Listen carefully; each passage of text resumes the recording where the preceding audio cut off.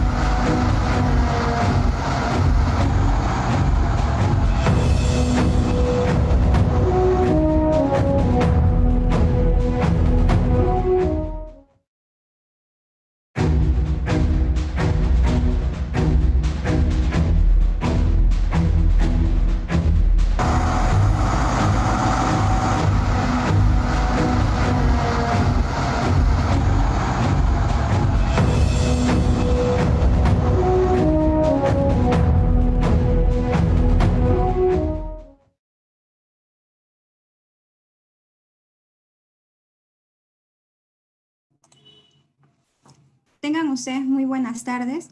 Muchas gracias por estar conectados desde la plataforma de YouTube y de Facebook. Bienvenidos a esta conferencia de proceso de floración y cuajados en el cultivo de palto. Este evento está organizado por la empresa Inveragro. Inveragro es una empresa que fue constituida en 1993 con el fin de poder comercializar productos de agroquímicos, fertilizantes, maquinarias agrícolas, herramientas y semillas de todas las variedades. Esta conferencia está a cargo por el ingeniero Gabriel Cayo, el ingeniero de soporte técnico de la empresa Inveragro, con mucha experiencia en diferentes cultivos, así que cualquier consulta o duda que tengan, al final de la presentación se va a responder cada una de sus preguntas. Ingeniero Gabriel Cayo, buenas tardes.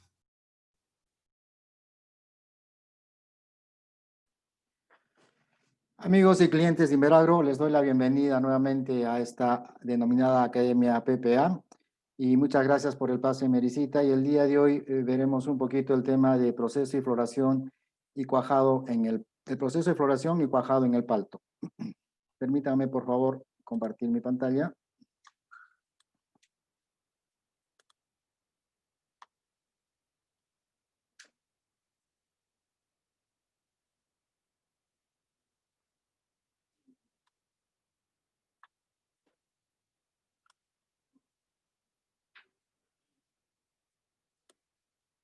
¿Me pueden confirmar, por favor, si están viendo mi pantalla?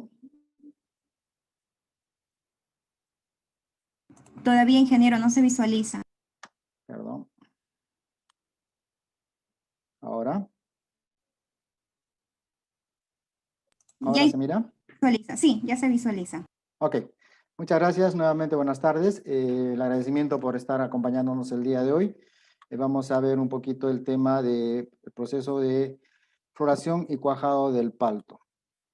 Como dijo mi compañera de trabajo, Mary, vamos a desarrollar la charla y al final de esta daremos algunas respuestas, algunas dudas que puedan ustedes tener de acuerdo a cómo vamos desarrollando la charla.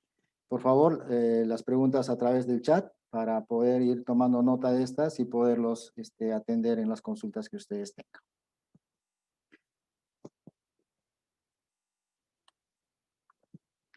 Vamos a revisar un poquito el origen del palto para, de todas maneras, conocer cómo es que esta planta desarrolla, dónde se originó y por qué necesita algunas condiciones especiales para el tema de crecimiento, para el tema de floración y para el tema del cuajado. Entonces, el palto originalmente creció en las zonas de América, básicamente en México. Se han encontrado evidencias de que se desarrolló en Centroamérica, algunas especies hasta en Colombia, Venezuela, y algunas especies también se originaron en la zona de Ecuador y Perú.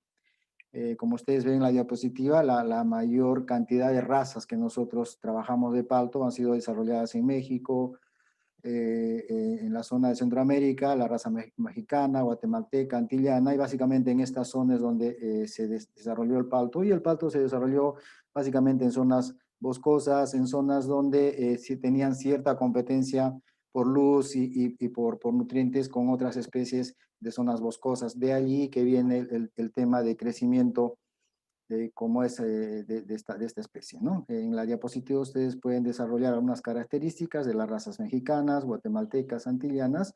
Cada una tiene algunas características especiales y algunas resistencias a temperatura para su crecimiento.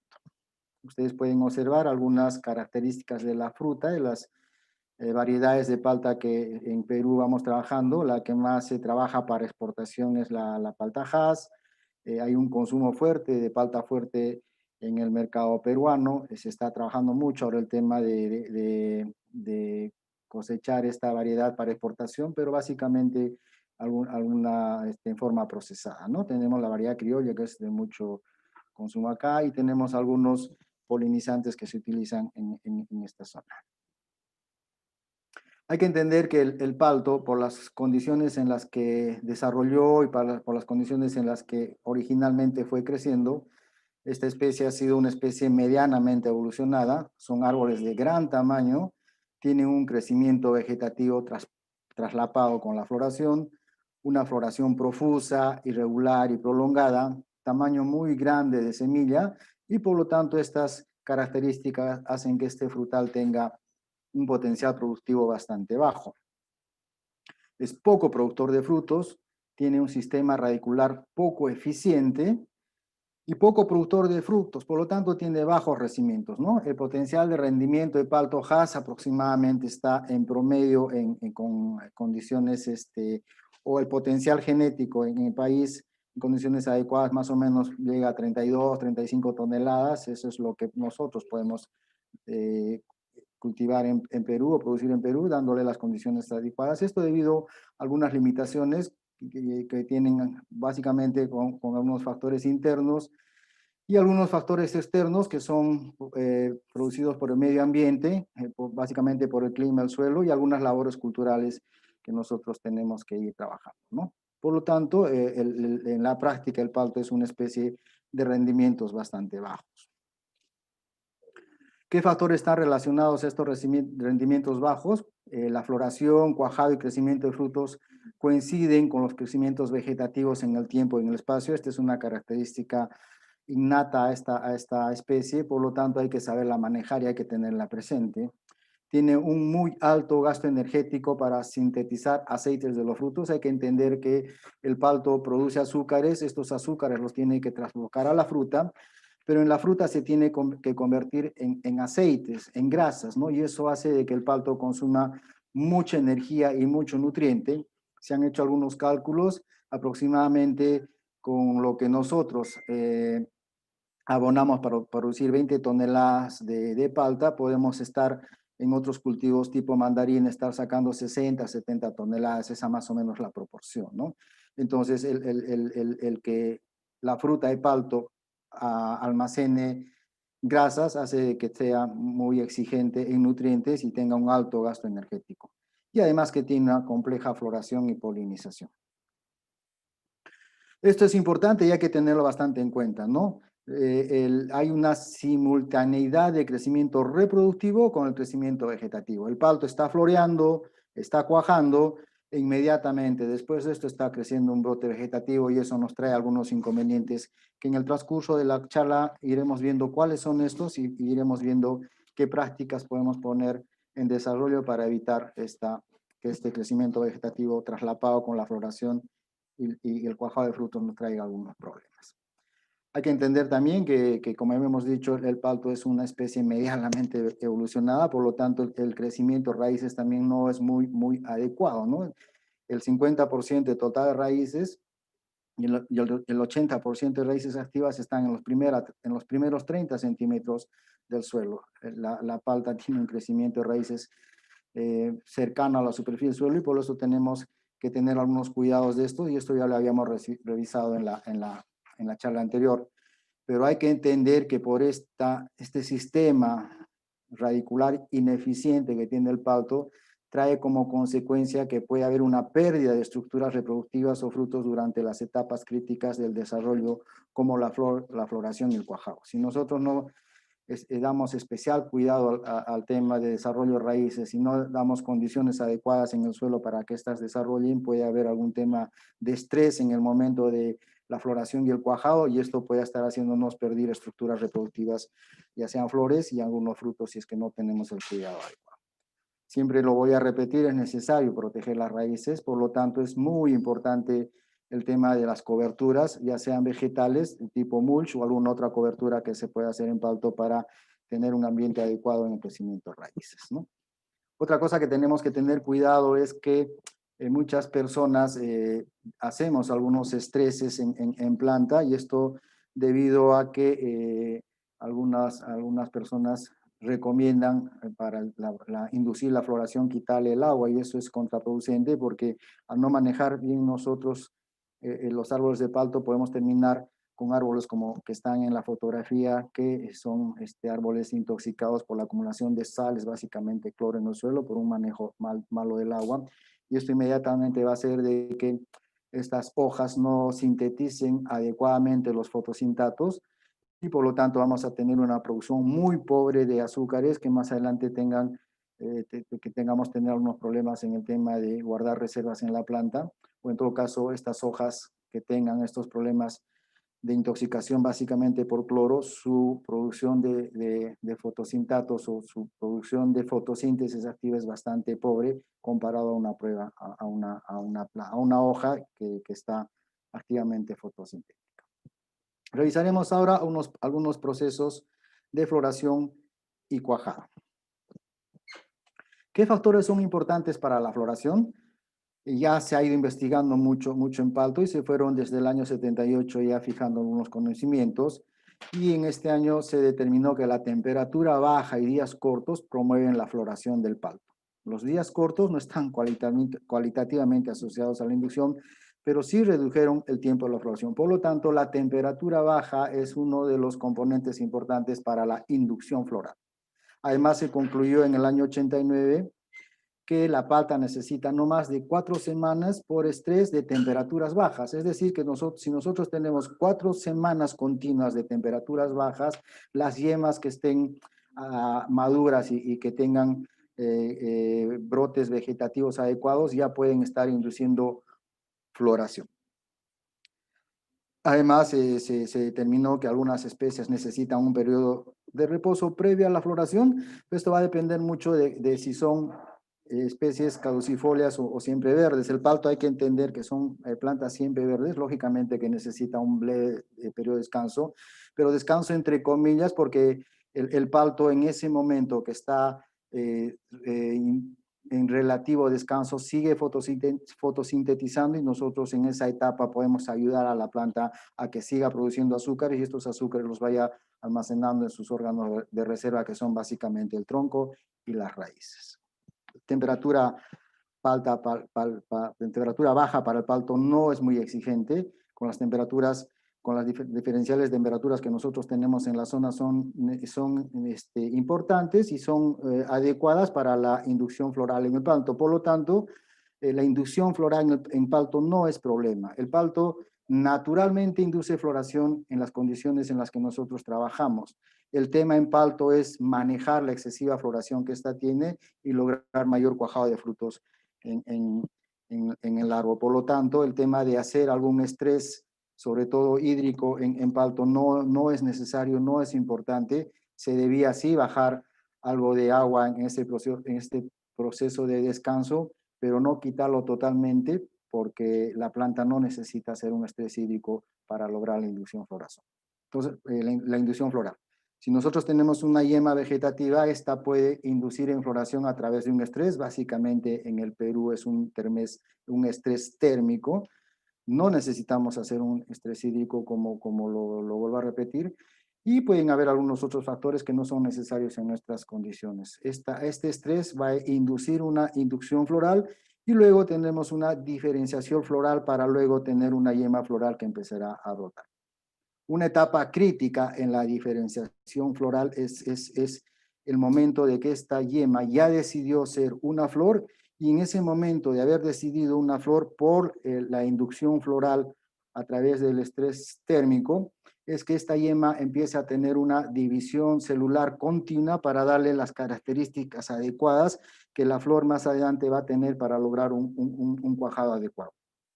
Lamentablemente, en las zonas donde trabajamos, esta diferenciación floral coincide mucho con temperaturas relativamente bajas y por lo tanto puede haber algún desbalance hormonal que no nos esté permitiendo tener una adecuada división celular en esta yema floral. Por lo tanto, podríamos tener flores que no estén conformadas adecuadamente. Entonces, en este momento, nosotros podríamos estar ayudando a la planta tanto en el tema de haber tenido las reservas adecuadas y sobre todo de tener un balance hormonal adecuado para que haya una división celular adecuada en este momento de diferenciación floral para tener más adelante una floración. Es por eso que nosotros en Inveragro les recomendamos hacer una aplicación en esta etapa de diferenciación floral, un producto que le dé ese balance hormonal a la planta para que haya una adecuada división celular, sobre todo si este momento en que la yema está hinchando y está empezando a desarrollar, las temperaturas son relativamente bajas. El producto que nosotros podríamos estar utilizando se denomina Invencible Forte y la dosis por hectárea es de 2 a 4 litros, más o menos con un mojamiento de 1000 litros por hectárea. En esta etapa también son importantes algunos elementos que nos van a ayudar a que este desarrollo floral sea el adecuado y que muchas veces por las condiciones de suelo que tenemos en costa, como lo habíamos visto anteriormente, pueden no estar disponibles y pueden estar logrando alguna deficiencia en planta. Estos elementos son el zinc, el manganeso y el magnesio, que muchas veces salen deficientes en los análisis foliares. Entonces, una mezcla de un producto hormonal que nos ayude a la división celular, teniendo en consideración estos elementos, podría ser una adecuada aplicación para lograr una floración que pueda más adelante tener una polinización también eficiente. El producto se denomina Lanzadera 3 y la dosis es de 5 litros por hectárea. Se puede mezclar muy bien con el Invencible Forte y aplicarlo, como hemos dicho, con gasto de agua de aproximadamente de 1000 litros por hectárea. Estas son las etapas en las que desde el momento de diferenciación celular hasta la etapa de cuajado, son etapas críticas en el desarrollo de la floración del palto y iremos viendo en el desarrollo de esta conversación algunas prácticas que podemos ir desarrollando para lograr una buena polinización y un buen amarre de frutos. lo primero que debemos conocer es cómo es que se comporta una flor, ¿no? Entonces, en muchas especies tenemos flores masculinas y tenemos flores femeninas. Algunas especies, las flores masculinas pueden estar en un individuo, es decir, en una planta completa, y la flor femenina puede estar en otra planta, pero también hay flores que pueden estar en una misma planta, la flor masculina y la flor femenina. Pero por ejemplo, como en el caso de palto, la flor masculina y la flor femenina están en una misma flor, en una misma flor. Entonces, nosotros es necesario que conozcamos identificar cuándo una flor de palto está comportándose como flor masculina, como macho, y cuándo esta flor se está comportando como flor femenina, como hembra, porque esto es muy importante para identificar más adelante el proceso de cuajado o de polinización. Entonces ustedes en las fotografías pueden observar en la parte superior, esa es una flor que en ese momento, una flor de palto, que en ese momento se estaría comportando como flor femenina. ¿Cómo puedo identificarlo? Ustedes pueden ver que el gineceo sobresale a la flor, sobresale a la flor, y los estambres están echados hacia la parte inferior de la flor. Entonces esta flor se está comportando como flor femenina. Y en algún momento esta flor de palto se va a comportar como flor masculina, como flor macho. ¿Cómo la voy a identificar? Cuando ustedes vean que los estambres están apuntando a la parte superior. Entonces, cuando ustedes observen una flor de esta forma, pueden indicar que está comportándose como una flor masculina, como una flor macho. ¿Y por qué es importante? ¿Por qué es importante determinar este comportamiento floral? Lo vamos a ver ahora. Algunas características. Las flores del palto son dicogámicas. Esto significa que no hay traslaple de ambos sexos en la misma flor hermafrodita. Según esto hay dos tipos de flores, las de tipo A y las de tipo B. Por eso es importante conocer este comportamiento floral del palto, ¿no? Las variedades son clasificadas de tipo A y de tipo B dependiendo del momento en el día en que estas están funcionando como macho o como hembra. Y hemos identificado cómo saber si una flor es macho o es una flor hembra, y ahora vamos a revisar por qué es importante este proceso. Hay evidencias que indican que a veces pueden traslaparse ambos estados en una misma flor, ocurriendo alguna autopolinización, que lamentablemente en palto es muy baja. Esto ocurrirá durante la segunda apertura de la flor. Entonces, por lo tanto, tenemos flores del tipo A y tenemos flores del tipo B. Entonces, ahora veremos cómo nosotros podemos clasificar una flor de tipo A o una variedad o un palto de especie tipo A y un palto de especie o de comportamiento tipo B. Y eso básicamente hemos dicho que está dado por el comportamiento floral de la flor en ese momento.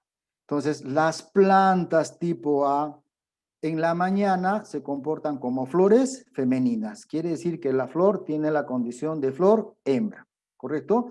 Y al día siguiente por la tarde está comportándose como una flor macho. En las diapositivas anteriores ya les enseñé a identificar cuándo es una flor hembra y una flor macho. Entonces, si ustedes van y ven en su huerto que en la mañana las flores están como flores femeninas y en la tarde están como flores masculinas, quiere decir que esa variedad se está comportando como una flor de tipo A. ¿Cuáles son las especies de tipo B o los paltos de tipo B? Son aquellas que en la tarde se están comportando como flores femeninas y en la mañana se están comportando como flores masculinas. Esas son las especies del tipo B. Entonces, imagínense si nosotros tenemos solamente del tipo A en nuestro huerto o en nuestro campo. Entonces, en las mañanas las flores femeninas están receptivas, pero no hay flores masculinas que donen polen. Por lo tanto, las flores femeninas pueden estar esperando polen, pero polen no va a haber porque no hay flores macho abiertas en la mañana. Y sucede lo contrario en la tarde. En la tarde las flores masculinas están dando polen, pero las flores femeninas están cerradas. Por lo tanto, no va a haber polinización adecuada. Entonces, para tener una polinización adecuada en los campos que nosotros manejamos, necesitamos poner el famoso polinizante que nosotros le llamamos, o alguna especie que sea del tipo contrario que nos pueda donar polen. Entonces, si yo tengo la del tipo A y pongo el polinizante de tipo B, en la mañana tengo flores hembras del tipo A, y también tengo en la mañana flores macho, pero del tipo B. Entonces, ¿cuáles son las variedades de tipo A y cuáles son las variedades de tipo A? Las variedades del tipo A son Hass, Picketon, Reed, Goen, etc. Son algunas variedades de tipo A. Nosotros en el Perú cultivamos tipo Hass para exportación. Quiere decir que nuestros huertos son de floración tipo A, los huertos de Hass para exportación. ¿Y cuáles son las de tipo B? Tenemos Fuerte, tenemos Edranol, tenemos Bacon, tenemos Sutano y algunas otras variedades que pueden servir de polinizante. Entonces, si nuestro huerto es de tipo A, Hass de tipo A, necesariamente yo tengo que estar pensando también poner en mi huerto una especie de tipo B que me done el polen cuando yo necesite polinizar las variedades de tipo A. Si tengo Hass, entonces podré poner Fuerte, podré tener Bacon, podré poner Sutano. Ingeniero, ¿y cuándo pongo una u otra? Eso, entonces, para eso es muy necesario observar en la zona donde ustedes estén trabajando la fecha en la que Hass está floreando, y en esa misma fecha la del tipo B también debía estar floreando. Algunas veces hemos cometido el error de poner Hass y, por ejemplo, en Huaral algunas personas pusieron Fuerte como polinizador, pero ¿qué sucedía? La Hass empieza a florear a partir de septiembre, octubre para adelante, y la Fuerte está floreando en abril, entonces no voy a tener la floración en el mismo mes. Entonces eso hay que tener cuidado, no hay que tener en la zona donde ustedes están trabajando, ver una variedad del tipo B que pueda coincidir la floración con la del tipo A, y de esa manera ustedes podrían buscar un polinizante u otro. ¿Qué factores pueden afectar el proceso floral? Vamos a ir revisando algunos y veremos qué alternativas nosotros podemos ir trabajando para evitar estos factores. Primero, la apertura floral está controlada por las condiciones ambientales, siendo la temperatura al parecer el factor más importante. La temperatura óptima para la antesis, para la apertura de la flor, es de aproximadamente 25 grados centígrados, pero comienza con 20 grados centígrados. Entonces, nosotros podemos tener temperaturas de 20 grados centígrados y las flores ya pueden estar apertura. Con tiempo nublado, llovizna o lluvia, las flores no abren sino hasta que las condiciones mejoren. Quiere decir que nosotros si tenemos temperaturas de 20 grados centígrados y el clima está nublado, hay lluvia, las flores no van a abrir hasta que estas condiciones mejoren. Las flores del tipo A, quiere decir de Hass, la que nosotros trabajamos para exportación, son más sensibles a las temperaturas y por lo general abren un poco más tarde que las del tipo B. Entonces, si yo tengo zonas donde la temperatura es demasiado baja, las de tipo A, las de Hass van a abrir un poquito más tarde que, por ejemplo, la Sutano o la Fuerte que ustedes puedan estar trabajando como polinizador. Los estigmas de Hass permanecen receptivos por 24 horas, pero los óvulos viven menos. ¿Correcto? Entonces los estigmas pueden estar en forma receptiva, pero los óvulos a veces, muchas veces disminuyen su receptividad comparado con los estigmas que puedan tener. Los granos de polen que alcanzan los pistilos envejecidos no son capaces de llegar al óvulo, por lo tanto los cultivares de tipo B duran menos horas, por lo tanto hay probabilidad de polinización en estos últimos. Debido a que el polen es pegajoso y pesado, es necesario que hayan agentes polinizadores. Esto tenemos que tenerlo muy en presente. La única forma de que haya polinización en palto es con agentes polinizantes, con insectos. No hay otra forma de polinizar palto.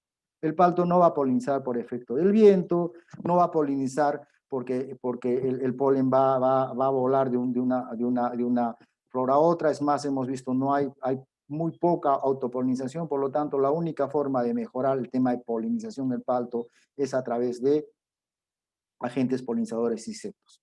Entonces, existirá una relación entre el tiempo, apertura floral y vuelo de las abejas. Se ha visto que las abejas colectan néctar desde flores cerradas entre ambos estados, en macho y hembra, y esto no contribuye muchas veces a la polinización, ¿no?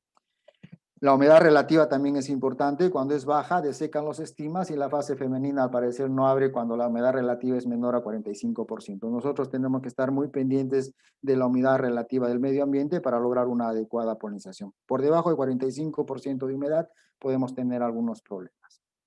Se ha visto que las flores de palto son visitadas por abejas Y hay algunos otros agentes polinizantes como son moscas y como son trips que también pueden lograr alguna polinización. Esto es importante sobre todo para agricultores que tengan campos muy pequeños y que no puedan tener acceso a alquilar panales o que en todo caso tampoco puedan criar abejas. Hay que entender que los fundos que se dedican al cultivo de palto lo que hacen es alquilar panales.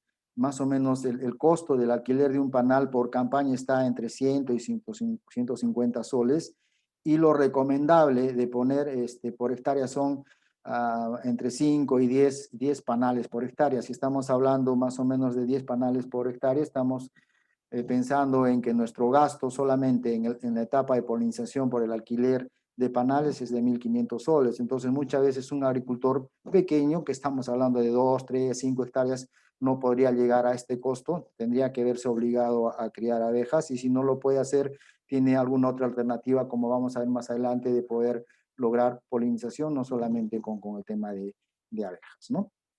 Entonces, tengamos siempre en cuenta cuáles son las variedades tipo A y cuáles son las variedades tipo B. Algunos factores que influencian en la polinización de palto: la temperatura del aire es muy importante, la temperatura del suelo también es bastante importante, y habíamos visto que la polinización también es muy importante, ¿no? Entonces, ¿cuál es el proceso de polinización? Esto es importante conocerlo. El proceso de polinización es aquel en el cual la flor macho dona polen a la flor hembra. Este donar de polen tiene necesariamente que ser transportado por un insecto polinizador, que la abeja es por excelencia, y esta abeja lo que va a hacer es transportar el polen de una flor macho a una flor hembra, para que una vez que el polen llegue a la flor hembra, esta baje por el tubo polínico y fecunde el óvulo de la flor. De ese óvulo es que va a crecer el paltito, y eso es lo que vamos a comer. Si este proceso de polinización no se da, lamentablemente este fruto no va a tener posibilidades, en primer lugar, de quedarse en el árbol, y en segundo lugar, de crecer. En algunas variedades, como fuerte, pueden crecer estos frutitos. No sé si ustedes algunas veces han visto los famosos dedo, que le llamamos. Su nombre técnico son frutos partenocárpicos. Crecen sin la presencia de semillas, pero estos frutos no son muy comerciales. Algo se exporta ahora, pero los costos son muy bajos, además que la producción también es bastante baja, ¿no? Y lamentablemente en Hass hay poca formación de frutos partenocárpicos. Por lo tanto, en Hass nosotros necesariamente, si queremos cosechar fruta, tenemos que estar prestando atención al tema de polinización.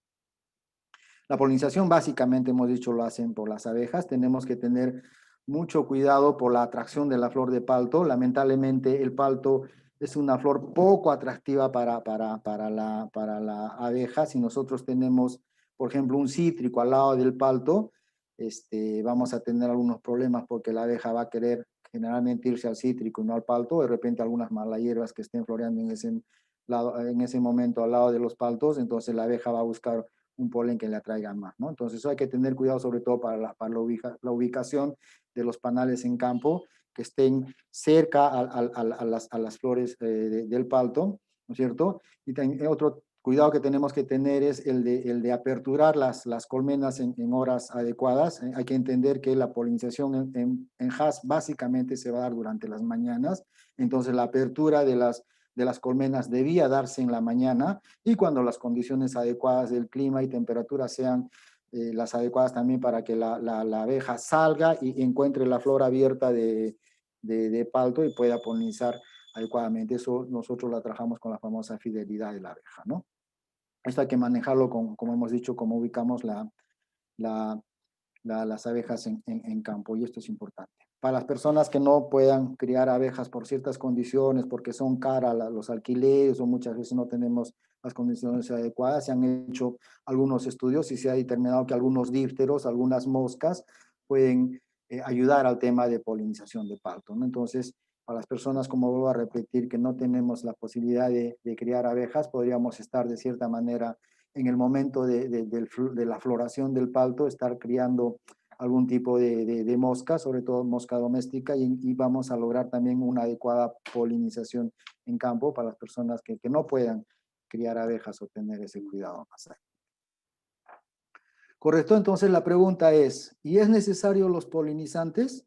¿Es necesario los polinizantes? Entonces iremos viendo, revisando algunos trabajos que se han ido realizando, ¿no?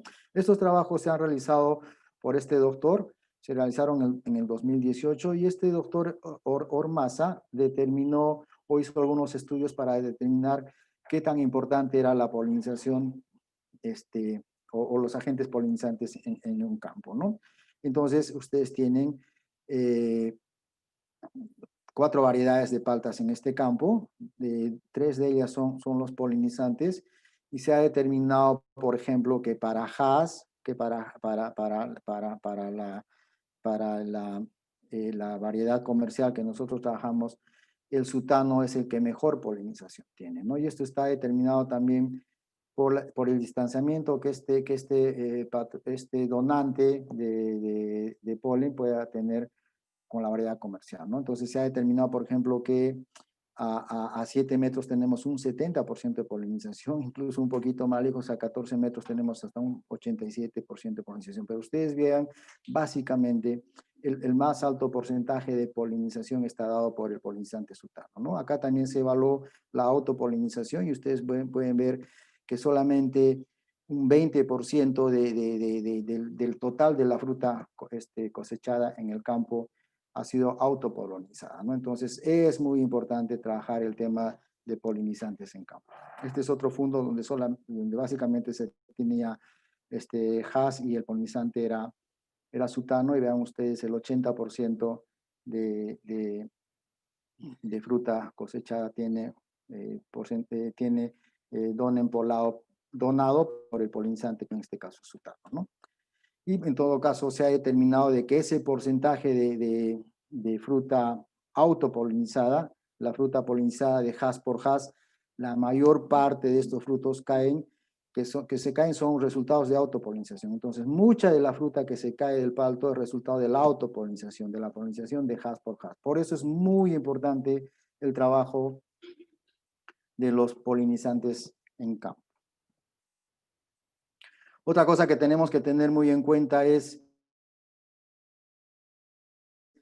cómo se está desarrollando el ciclo del palto, ¿no? Entonces, muchas veces me ha tocado a mí llegar donde unos agricultores y preguntarles si él más o menos conoce cómo es que se desarrolla el palto, ¿no?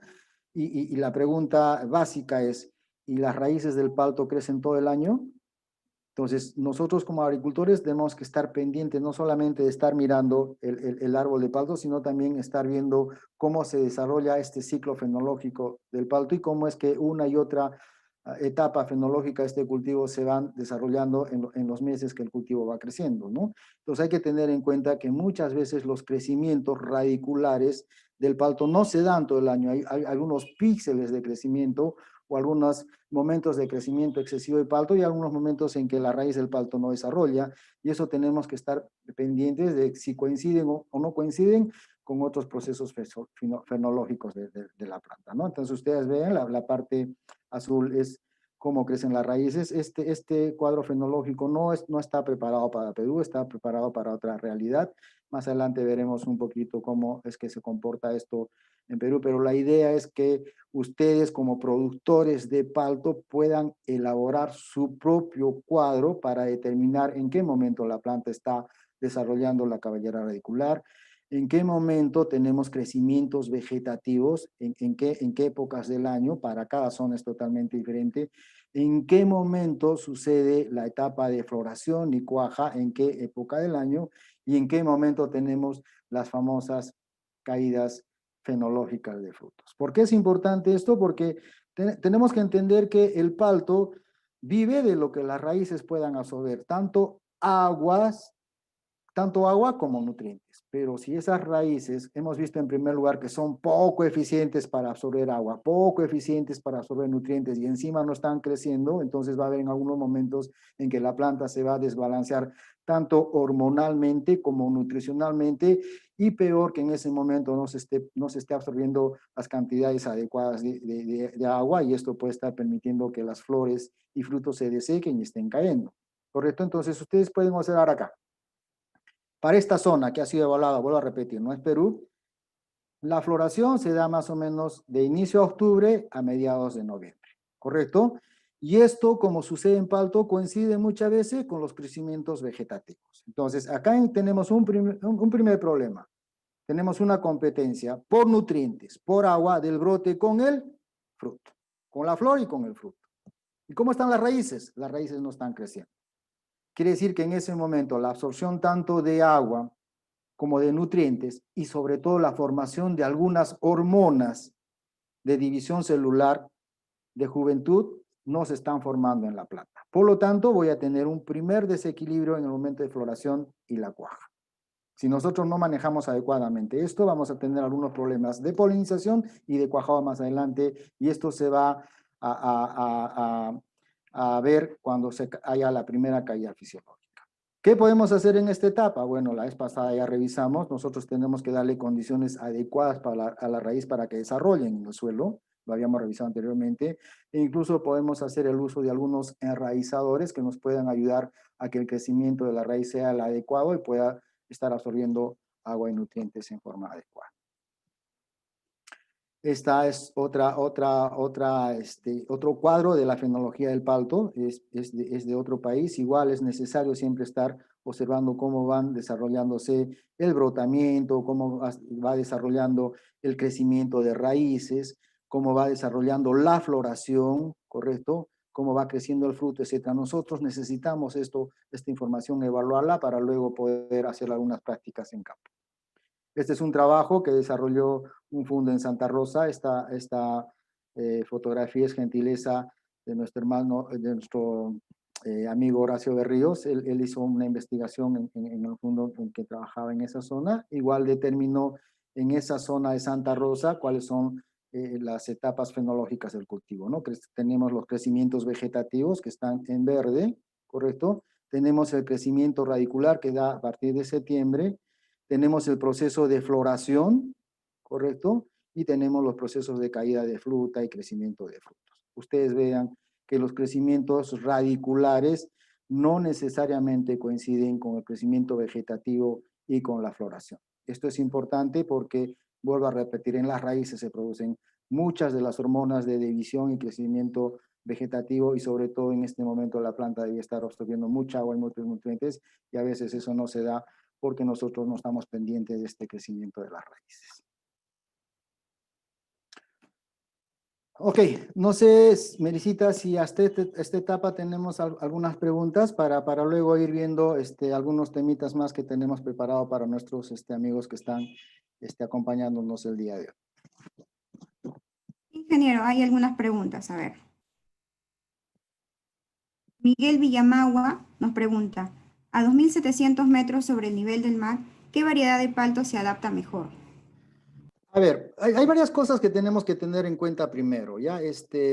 ¿La palta la voy a trabajar para exportación o la voy a trabajar para el mercado local? Eso es lo primero que yo debo pensar antes de sembrar, ¿no? O sea, yo no me puedo aventurar a decir qué palta es importante para esta zona. Lo primero que tengo que ver es dónde voy a vender. Si voy a vender mercado local o voy a vender exportación. Si estoy pensando en mercado de exportación, lo segundo que tengo que estar evaluando es quién me va a comprar la fruta. ¿Y qué posibilidades yo tengo de sacar esa fruta de la zona donde estoy cosechando? Muchas veces tengo algunos amigos o algunos agricultores que nos llaman y nos consultan que han hecho paltos Hass en ciertas zonas, pero están solos, han hecho 1, 2 hectáreas, 3 hectáreas, entonces se les hace difícil muchas veces transportar su fruta, no tienen un comprador a la mano y básicamente lo que van a tener de retorno es muy pobre porque no tienen pues las condiciones adecuadas para vender su fruta, ¿no? Teniendo en primer lugar estos dos factores, puedo determinar si es para el mercado de exportación Hass. Hass es la fruta que por excelencia se exporta, es la fruta que más consume el mercado de exportación. Y si es para el mercado local, tenemos la variedad fuerte, o en todo caso algunas otras variedades que podemos vender en local, y lo que tendría que ver más o menos es de buscar un momento de cosecha de fruta donde los precios estén adecuados, ¿no? Entonces esas serían las condiciones que habría que estar pensando para sembrar palta a ese nivel del mar. Ok, tenemos otras preguntas, ingeniero. Leo Rodríguez nos consulta, ¿cómo evitar la caída de flores en la zona de sierra, que es de 2.800 metros sobre el nivel del mar, donde tenemos neblina permanente? Eso lo estamos viendo ahora, ¿no? Entonces, Las flores se van a caer, como vamos a ir viendo más adelante, en primer lugar porque la planta no esté absorbiendo adecuadamente agua. Ahora, si tengo esa humedad, tengo que estar pensando que esas flores puedan estar sufriendo algún ataque de algún fitopatógeno, básicamente algunos hongos, podría ser botritis, podría ser Coletotrichum, entonces habría que ver evaluando si esas flores están cayendo por un tema de estrés de la planta, ya sea por falta de crecimiento de raíces o porque no esté absorbiendo adecuadamente algunos nutrientes, o sea por efecto de algún fitopatógeno que habría que controlarlo con algún buen ingrediente activo que permita controlar ese hongo que puede estar haciendo daño, ¿no? Hay que entender que, como habíamos revisado la charla anterior, la planta necesita un buen porcentaje de aire en el suelo. Hay que ver qué tipo de suelo tienes. De repente, como el suelo el medio ambiente es muy húmedo, eso también puede estar haciendo de que los suelos estén muy húmedos y esté faltando aire en el suelo y las raíces se estén ahogando, entonces podría estar sucediendo de que eso puede estar haciendo caer flores. Habría que evaluar, ¿no? Habría que evaluar. Isaías Campos nos pregunta, tengo bastante floración, pero muy poco cuajado. ¿A qué se debe esto? Eso lo vamos a ir viendo en el desarrollo de la charla, ese es el objeto de esta charla. O sea, como hemos dicho, el tema de floración en palto no es problema, el palto florea mucho, florea 1.000.000 de flores y de eso cuaja 300 frutos a cosecha. Entonces, conforme estamos revisando esta charla, estamos dando algunos tips y algunos consejos para que ustedes puedan lograr el mayor cuajado posible y eso lo estamos desarrollando conforme vamos dando esta charla, ¿no? Básicamente el tema de polinización, por ejemplo, es muy importante. A ver, Hernán nos consulta, ¿qué polinizante es el más adecuado para la variedad Hass? Y como ya lo hablé en la charla, ¿no? O sea, yo te puedo recomendar un polinizante, pero el que tiene que ir viendo cuál es el polinizante adecuado para la zona en la que trabaja es el agricultor, ¿no es cierto? Y básicamente el cuidado que tiene que tener es buscar un polinizante que coincida la floración con tu Hass. Si tienes Hass y poliniza en un mes adecuado del mes, necesitas un polinizante que floree muy cerca a o ese mismo mes donde está floreando tu Hass, ¿no? Como les comenté, en Guaral muchas veces se sembró Hass y por el tema de mercado y porque el agricultor quería hacer un poquito más rentable el campo, puso como polinizante fuerte, pero fuerte en Guaral no florea junto con la Hass, entonces no va a haber polinización, ¿no? Entonces hay que buscar una variedad polinizante que coincide en floración con la Hass. Los meses que la Hass florea debía estar floreando el polinizante y eso tiene que observarlo cada uno en su zona, ¿no?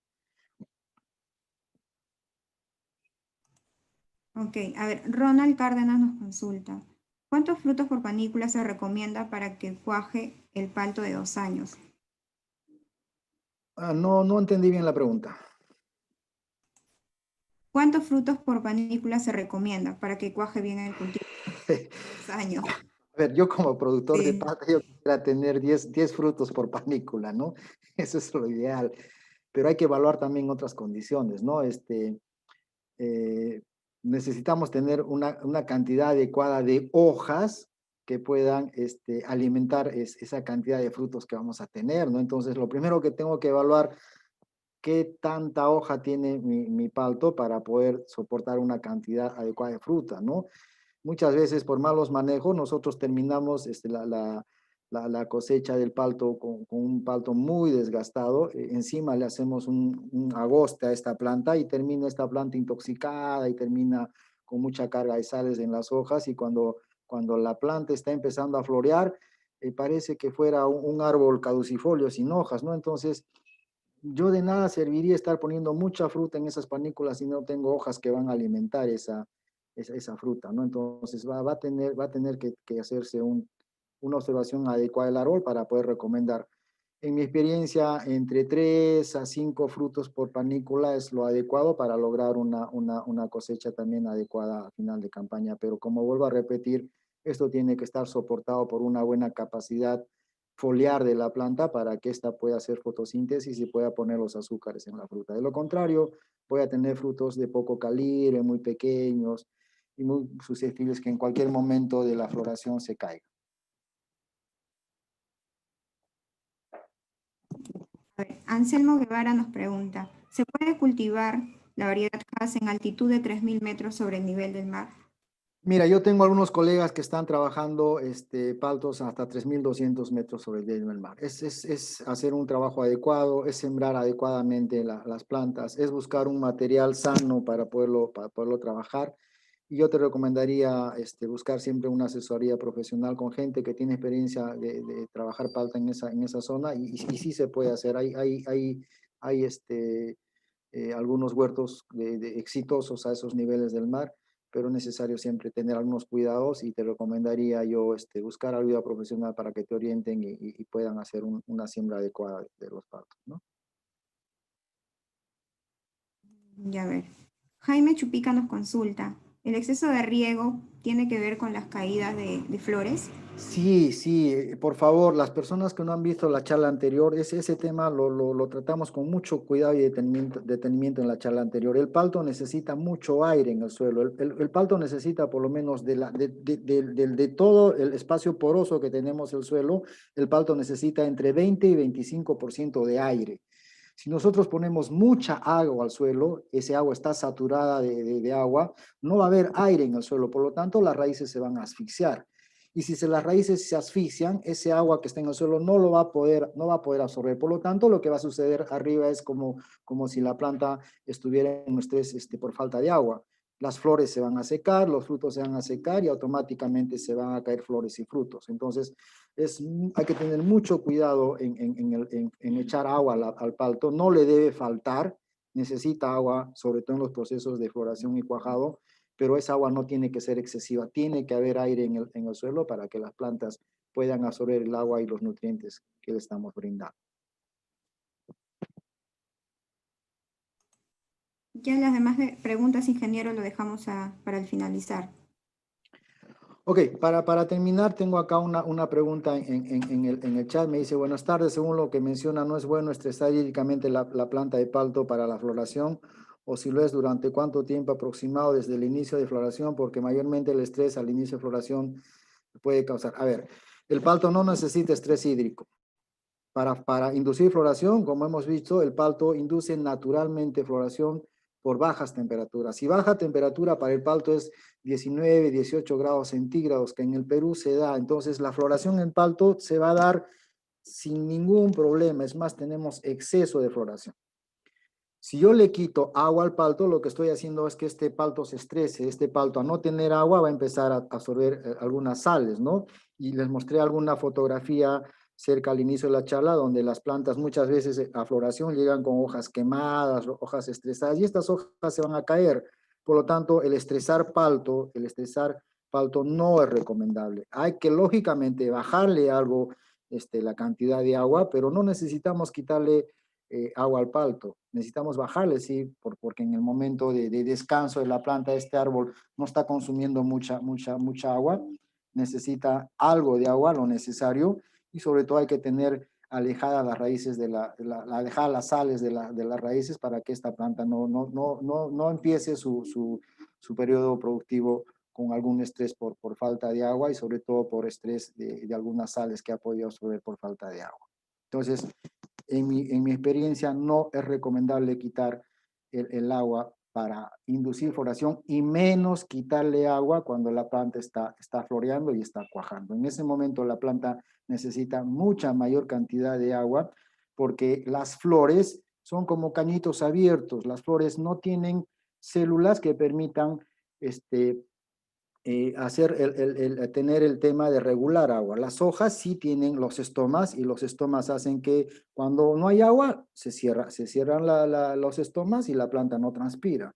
Pero las flores y los frutos no tienen estomas o tienen muy poco estoma, pero sí tienen unas lenticelas por donde todo el momento están perdiendo agua, están perdiendo agua, están perdiendo agua.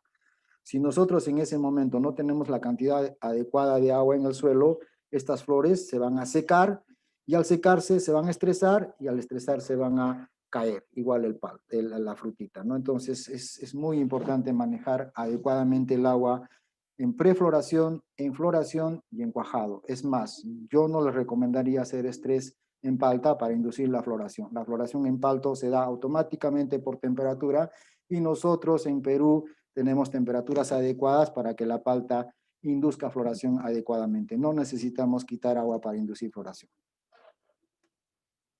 Ok, entonces vamos a hablar un poquito del tema del cuajado del palto. Por favor, Daniel, si me das unos minutitos, por favor, para hacer la publicidad de la empresa y retornamos pues en un par de minutos.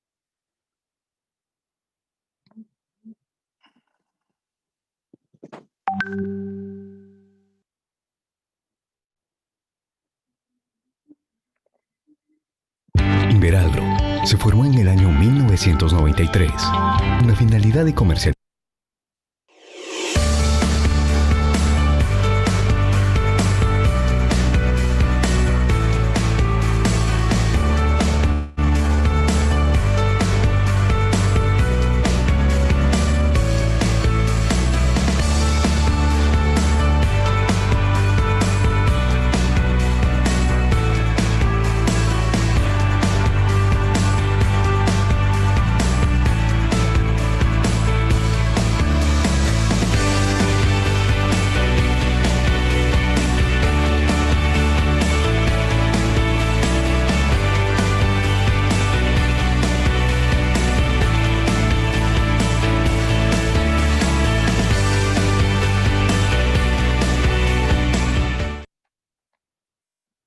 Inveragro se formó en el año 1993 con la finalidad de comercializar insumos agrícolas, brindando asesoría técnica en campo y servicios complementarios con la actividad agrícola. Entre los años 1993 y 1998, inicia sus operaciones en el Valle del Chillón. En el segmento hortícola, donde logró consolidar su liderazgo en este mercado, comercializando insumos de las principales compañías como son Bayer, BASF, TQC, Farmagro, Farmex, Yara, entre otros.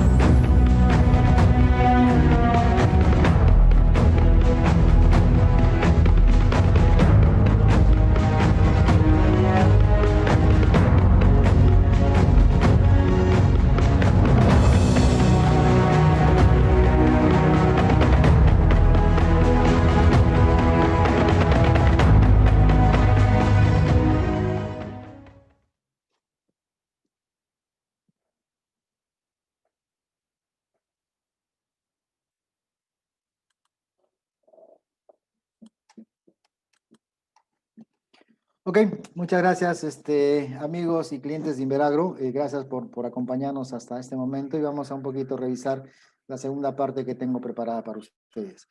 Muchas gracias por las preguntas que van haciendo llegar. Iremos contestando al final de la charla algunas. En la primera charla o en la primera cadena de charlas que estamos realizando para ustedes, hemos visto el tema de suelo, de fertilización, qué condiciones debe tener el palto para un adecuado crecimiento radicular. Ustedes pueden observar este video ya sea en nuestro Facebook o en todo caso en el YouTube, en el canal oficial de YouTube, YouTube Inveragro. ahí tienen colgada la charla anterior y otras charlas que les van a poder ir orientando muchos de los trabajos que estamos preparando para ustedes. Entonces, si hay alguna duda al respecto, eh, pueden por favor visitar nuestro canal de YouTube. ¿Me puedes confirmar, Melisita, si tienen mi pantalla? Ingeniero, ya se Ok, visualiza ya. muchas gracias. Entonces, hay un temita ahí de duda sobre el riego, ¿no? Yo no puedo decirles cuántas horas podemos regar o cuántas horas podemos de dejar de regar porque no conozco si tienen un sistema de riego por goteo, un sistema de riego por gravedad, pero sí les puedo indicarle que de lo que hay que buscar es que el suelo esté en capacidad de campo, ¿correcto?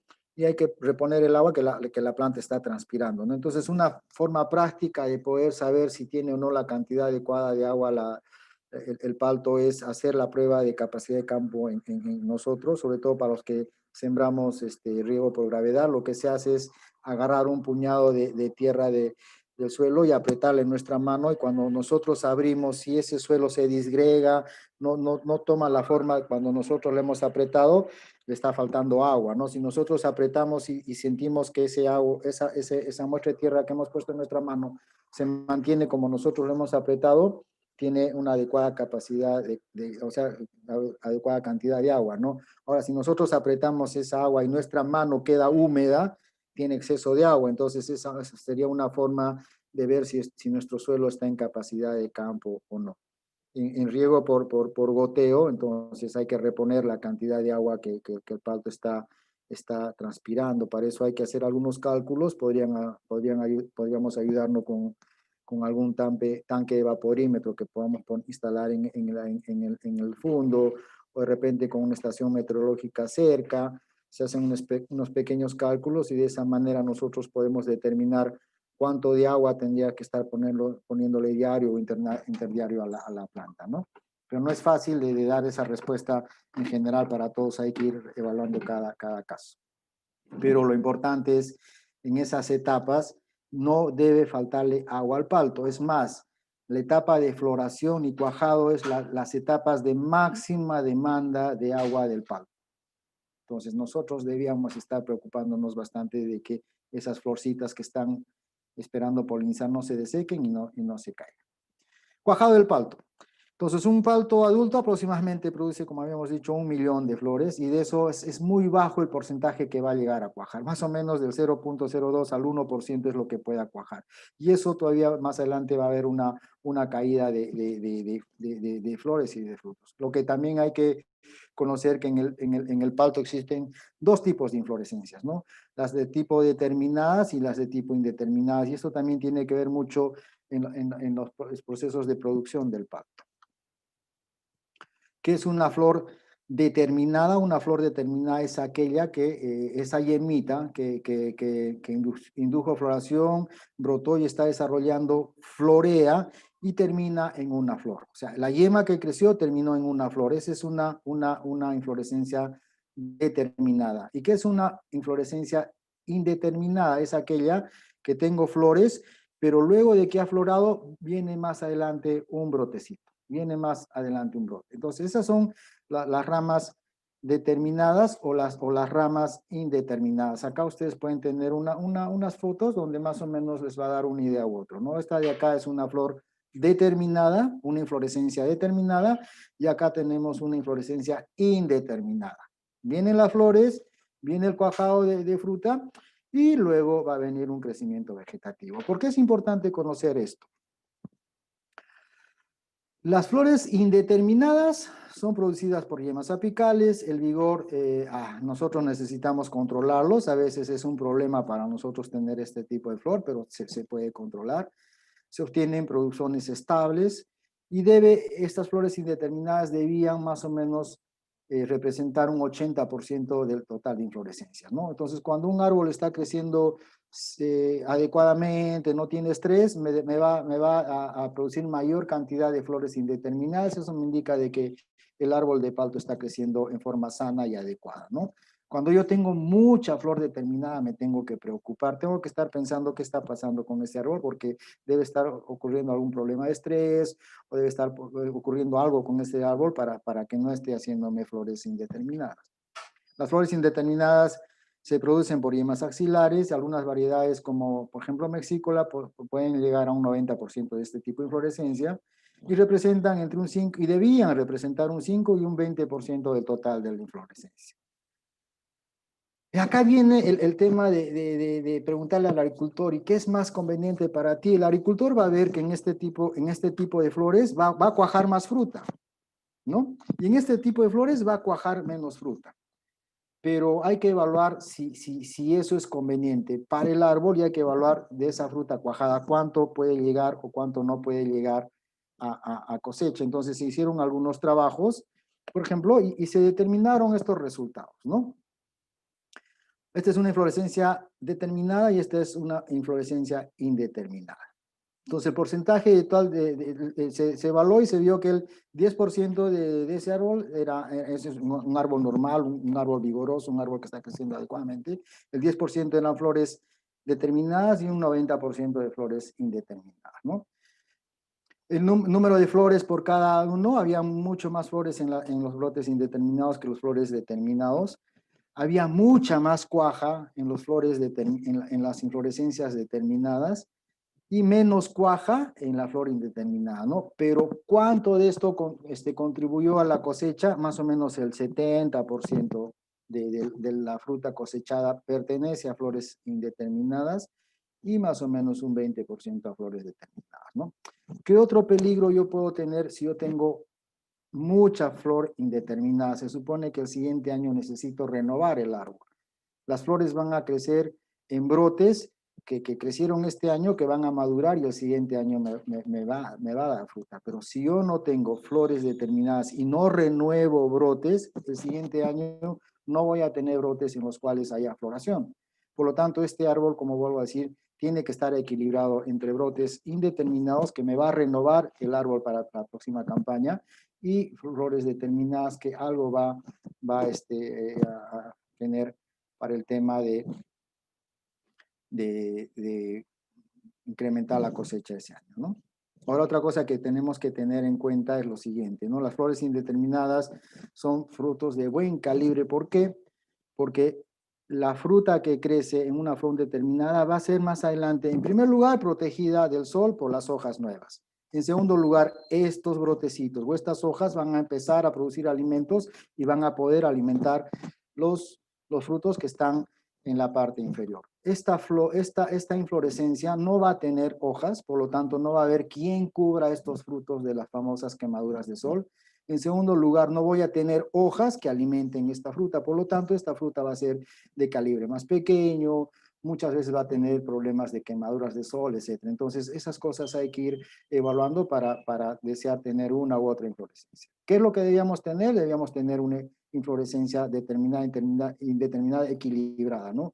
Un 70-80% de flores indeterminadas y hasta un 20% de flores determinadas debía estar en el árbol, ¿no? Hay que entender, y lo vuelvo a repetir, que si el árbol me está dando mucha inflorescencia indeterminada, eso me está indicando de que ese árbol está estresado. Puede ser por un estrés de alguna enfermedad radicular o alguna enfermedad de repente vascular, la acidoplodia, de repente fitóftoras, o estoy manejando algo mal en el suelo, puede estar afectado por sales. Entonces, un árbol que tiene mucha flor indeterminada me está indicando de que ese árbol está en problemas y tenemos que mejorar ese tema, porque un árbol saludable debía estar produciéndome flores indeterminadas. ¿Qué puedo hacer para mejorar mi polinización? Hemos visto que la polinización es muy, muy, muy importante. ¿Por qué es importante? Porque si no hay polinización, esa fruta no va a producir semilla. Y si no ha producido semilla, ese fruto se va a caer. Entonces, en el chat veo muchas personas que me están preguntando, ingeniero, tengo mucha fruta y se me está cayendo. Entonces, se te está cayendo en primer lugar porque de repente hay algún estrés. No estás manejando bien el agua, le estás dando mucha agua, le estás quitando mucho el agua. En segundo lugar, para que la fruta se esté cayendo puede ser porque no tiene semilla. Y si no tiene semilla, tarde o temprano se va a caer. Entonces, para que la fruta haga semilla, necesita una adecuada polinización. Para eso habíamos visto que es muy importante el tema de las abejas, es muy importante el tema de los insectos polinizadores. Si no puedo tener abejas, buscaré por lo menos el tema de criar algún tipo de moscas en la etapa de floración. Y para reforzar ese proceso de floración, que es muy importante el balance hormonal, es muy importante el tema de nutrientes, yo debía apoyar foliarmente con algunos productos que nosotros le vamos a recomendar. Entonces, para el caso de floración, nosotros recomendamos utilizar Premium Kelp, que es un extracto de algas, que nos permite dar como respuesta en la planta una respuesta auxínica, y eso nos va a ayudar a que haya una mejor polinización. Va a ser mucho más eficiente el trabajo de las abejas con el tema de la polinización. Y en esta etapa también es muy importante aplicar calcio y boro. El boro es un elemento muy importante en la etapa de polinización. El boro tiene que ver mucho en la etapa de formación de tubo polínico. El polen puede llegar, pero hemos visto ese estigma puede estar desecado, puede tener un problemita, y si encima está deficiente en boro, la polinización no va a ser la adecuada. Entonces, las aplicaciones de calcio-boro son muy importantes en la etapa de polinización. ¿Cuándo lo voy a aplicar? Lo puedo aplicar más o menos entre un 10 a 15% de flor abierta. La dosis es de 3 a 5 litros de Premium Kelp por hectárea, y estamos pensando de lanzadera a calcio más o menos de 5 a 10 litros por hectárea en un mojamiento de agua aproximadamente de 1000 litros por hectárea. ¿Qué me va a ayudar esto? Me va a ayudar a que haya una adecuada polinización. Al yo lograr una adecuada polinización, voy a tener mayor cantidad de frutos cuajados en planta, pero estos frutos que estén conformados adecuadamente, que tengan semilla. Y si tienen semilla, tienen muchas más posibilidades de quedarse en un árbol de aquellos frutos que no tienen semilla, que tarde o temprano se van a caer. Sobre todo en Hass, hay muy poca posibilidad de hacer frutos sin semilla, los partenocárpicos. Por lo tanto, paltito que no ha hecho, o fruta de palta que no ha hecho pepa, se va a caer. Se va a caer sí o sí. ¿Cuándo voy a lograr eso? Lo voy a lograr en la etapa de polinización. ¿Por qué se caen los frutos recién cuajados? Bueno, hay muchas posibilidades, ¿no? Vamos a ir revisando algunas y vamos viendo algunas prácticas que podemos hacer para que esto no suceda. Entonces, inicialmente el palto cuaja muchos frutitos que posteriormente caen por las siguientes razones. La primera es la competencia del cuajado entre el crecimiento vegetativo. Habíamos dicho que es muy importante que el árbol de palta me haga la fruta o la inflorescencia indeterminada, ¿no? Pero también eso me trae algunos problemas, porque voy a tener la competencia de este brote con el frutito que está cuajado. Entonces nosotros tenemos un poquito que aprender a manejar eso.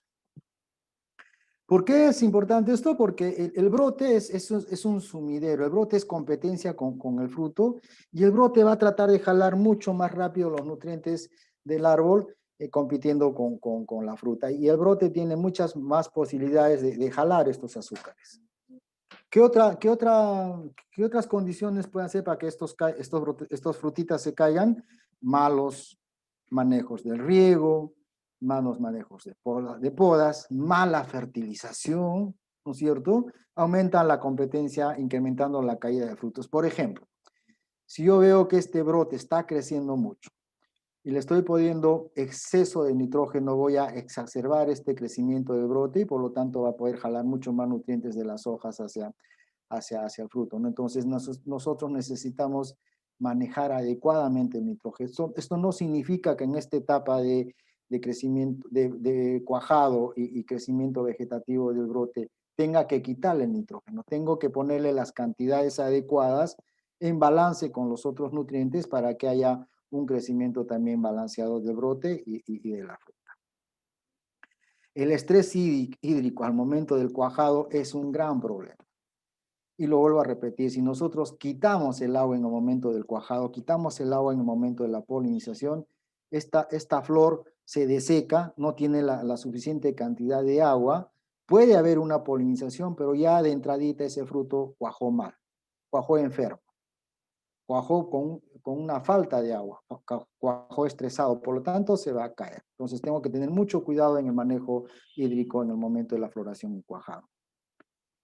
Tanto las flores y los frutos recién cuajados transpiran en exceso. Por lo tanto, necesito manejar bien el tema del agua.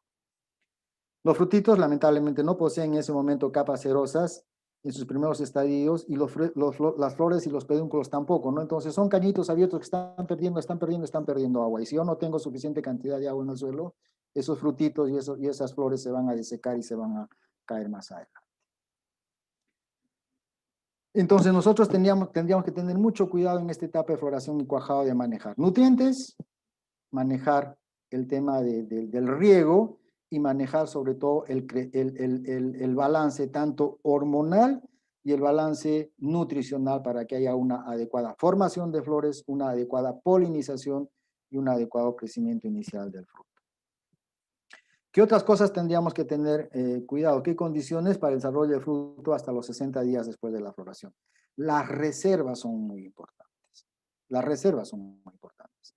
Hay que entender que muchos de los nutrientes que el árbol está dándole a ese frutito recién cuajado son sacadas de lo que el árbol ha guardado la campaña anterior y ha ido procesando en esa famosa etapa de descanso que nosotros le llamamos. Cosechamos y el árbol entra en un periodo de descanso más o menos de 2 a 3 meses. Y nosotros creemos que el árbol está durmiendo, no está haciendo nada. No, no es así.